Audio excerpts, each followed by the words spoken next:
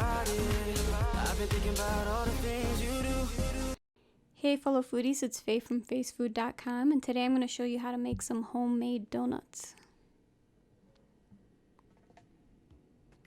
So we have some instant dried yeast in our bowl. I'm going to add some whole milk, and the whole milk is warmed up to 110 degrees Fahrenheit.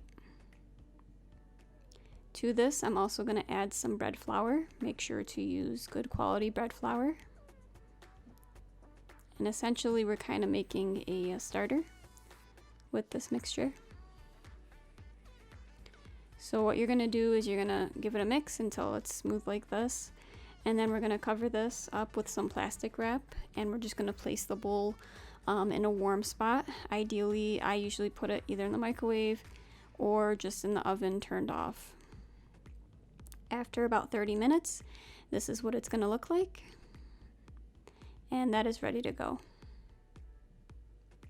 Alright, so now what you want to do is in the bowl of your stand mixer, you want to add some more yeast and some more milk, also warmed up, along with some vanilla extract. And then we're going to put in the starter, essentially what it is, the rested flour mixture. And now we're adding in egg yolks. And we have the paddle attachment here. We're going to give this a mix until it's combined.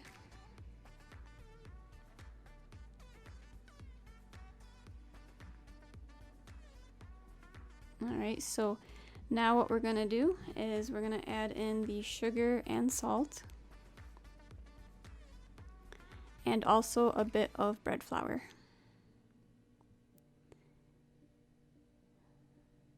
Okay, I'm going to give this another mix until it's combined. You want to start low because you don't want the flour going everywhere.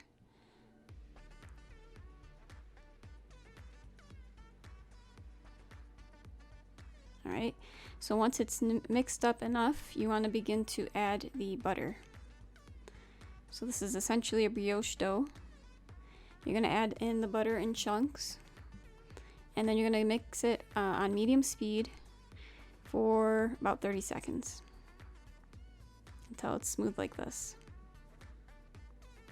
Okay, so then you want to switch to a dough hook, and now we can begin to add in the rest of our flour. And again, we're using bread flour, and you want to just continue to mix it while adding the flour in additions. And this is kind of a medium low to low speed. And the recipe calls for a certain amount of flour, but you may need some more, so just make sure to keep some on hand in case you need to add a little bit more. And what you're looking for is you're looking to mix this on medium speed until it becomes kind of a ball of dough, and it comes off the sides of the bowl and no longer sticks to the side of the bowl. And you, like I said, you might need a little more flour depending on the humidity of your kitchen. Alright, so once you're done mixing, what the dough should look like is it should be soft like this. However, it's not sticky. You see how it didn't really stick to my fingers. Alright, then I just kind of formed it into a ball just so it's easier. And we're going to keep it in our stand mixer bowl, and we're going to cover this with plastic wrap, and we're going to put it in a warm spot again. So again, I just put it in my oven that's turned off, and you want to wait another 30 minutes. Alright, and after 30 minutes, this is what our dough should look like. You can see it's nice and smooth. It's definitely doubled in size. Now we're going to go ahead and degas this dough just by kind of gently punching it down. You don't want to overdo it. We don't want all the air out of this. But once you degas it, you can go ahead and cover this up with plastic wrap yet again and just place the bowl in the fridge. You can refrigerate it for at least an hour or up to 12 hours. It's your choice. Okay, so I only did an hour because that's all the time I had in terms of filming time. So this is what it looked like after an hour. You can see again, after we degassed it, it rose again and doubled in size. So now we're ready to go. I'm going to go ahead and lightly flour my surface. And I'm going to dump the dough onto the surface. You want to really dump it out gently and really let the dough do the work, because we don't want to degas all that air that we built into the dough. All right, so now I'm going to gently kind of just roll this out. We don't want to roll it out too thin. We just want it about a 1/2 inch thickness.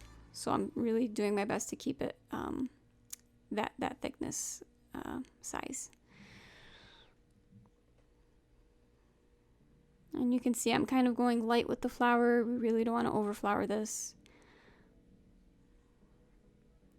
All right, so now I'm going to take my ring cutter. I'm using a 3.5 inch ring cutter, and it is lightly floured.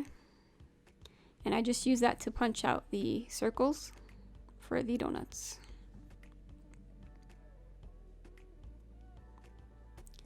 All right, and then for the middle, I actually use a pastry tip. Let me take the scraps off first.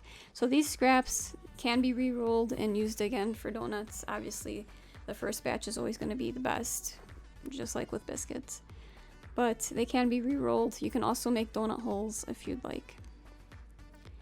But anyways, I'm going to take my pastry tip that I've lightly floured, and I'm going to use that to cut out the middle hole. And then you want to carefully move these donuts onto your baking sheet that's lined with parchment that is also covered and lightly covered with flour. All right, so these are our donuts ready to go. I'm going to continue to roll them all out. Roll out the donut holes, and I'm going to cover this with plastic wrap that is sprayed with cooking spray so they don't stick to the donuts. And we're going to let this proof about 30 minutes. The better test will be the poke test. So if you poke it gently with your finger and it springs back immediately, you know it needs more time to proof. If it springs back kind of slowly, you know it's ready to go. And if it doesn't spring back at all, you will have to re-roll it and let it proof for another 30 minutes. All right, so we have our oil here. I'm just using vegetable oil, and it is preheated to 360 degrees Fahrenheit. I'm going to go ahead and dump the donut into the oil. You want to be careful not to splash yourself. That parchment comes in handy because once the donuts are on the parchment, what we can do is we use our scissors to cut out squares, so it's just easier to place the donut into the oil, as you see. Right, so you really want to cook them just about a couple minutes each side. Use some chopsticks or wooden skewers to flip the donut over. And ideally, if you have a candy thermometer, you want to keep that in the pot so you can kind of monitor the temperature. It should be always around 360, because the donuts can cook quicker as you go along if you're not careful. All right, so I just use a spider to fish these out after a few minutes. And you can see there's a light ring around the donut. That's definitely what you need to look out for. If you have that, you know you did it correctly. All right, and I'm just going to keep frying these off. And you can kind of see these got a bit darker than the first batch. So that's kind of what I'm talking about. You really want to watch your thermometer and watch your oil temp. All right, so just fry them all off, place them on your wire rack to cool a bit, and then you can really decorate these as you please.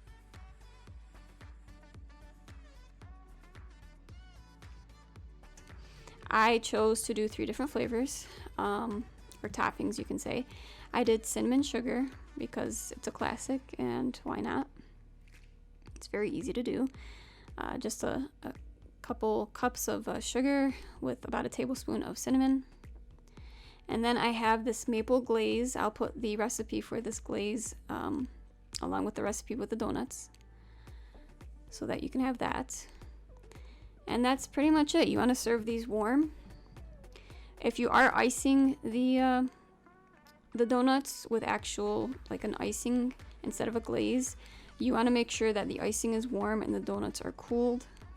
That's how you're going to get the best look, like this. And yeah, that's pretty much it. I hope you give this a try. These donuts are incredible. They're very flavorful because it's a brioche dough. The dough is buttery and rich and flavorful, but super, super light and fluffy. You definitely got to give these a try. The full recipe will be on facefood.com. Comment below if you have any comments or questions. Like this video if you like it. And subscribe to this channel for more great videos on the way. And until next time, guys, I hope you have a wonderful day. I've been reading you to figure what you're down for. I wanna figure out to make it come around. No, we should quit the game and settle things right here, right now. I've been thinking about it. I've been thinking about all the things you do. I wanna take you